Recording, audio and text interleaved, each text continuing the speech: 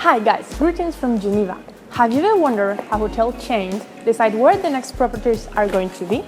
Well, today Mike Haemmerli, Senior Vice President Development at Kempinski Hotels, is going to tell us all about it. Let's meet him!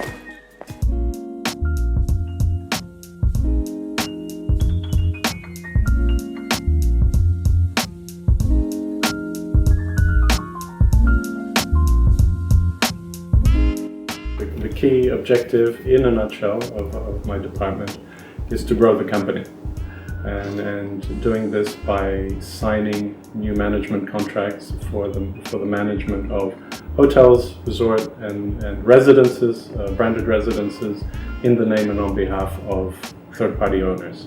In order to achieve these key objectives, what that implies is identifying new leads, so generating new leads, qualifying those leads, deciding which are the right properties for us, and then doing all the internal evaluation, assessment, reviewing third-party feasibility studies, etc., in order to form an opinion on, yes, this is the property we want to pursue. Then there's a lot of internal reporting and discussing and approval seeking, shaping obviously the terms and conditions, so shaping the business, what is it going to be, and then basically putting that on paper and negotiating that with owners. This year we are closing the year with 9 contracts signed, but really the emphasis is on the quality. And we have, over time, I've been with the company now for 15 years, we've transitioned, we've gone through different phases of our existence. But over time we've always believed and will continue to believe that luxury is limited by default. So there is just a limit to the number of luxury properties that one can operate, and so my role is to identify and handpick, together with the team and as a collective effort of the group, to really identify those that are going to make the difference in the company and really raise the bar and set us apart from the competitors. There are some that are easy, obvious ones. So we work exclusively in the luxury 5-star hotel resort arena, and so obviously we only look at luxury 5-star opportunities.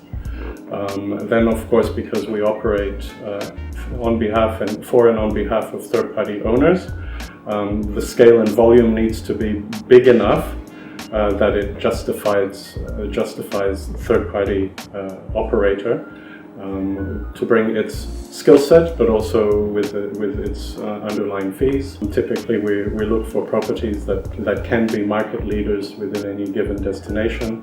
Ideally, looking for properties that have some kind of historical cachet, trophy properties. So that would be the first assessment. Does it globally fit into our minimum standards, typical room sizes, enough facilities, etc., and can it fit effectively? Can it fit what we consider a Kempinski hotel should look like? So what we do is focus on what makes us different and special. So obviously competing with our bigger, larger, illustrious competitors can be a lost cause. But what makes us different is our unique history, the European element, the fact that we're independent, we're not part of a large group. Because we're a small company, we can be very creative in our approach to doing business. So rather than imposing a standard form contract, we really work very closely with our owners to find the right solution for them. Where I add the most value is also where I get the most satisfaction. I'd say, two things. One, in what I do on a daily basis, the key is negotiating contracts.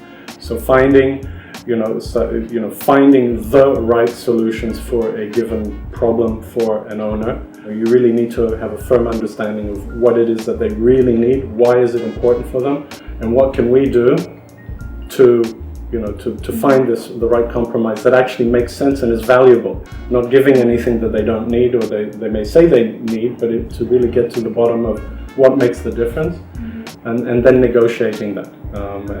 So that's really one element, and the other part where I take a lot of personal satisfaction is growing and developing, nurturing my team, and seeing them develop.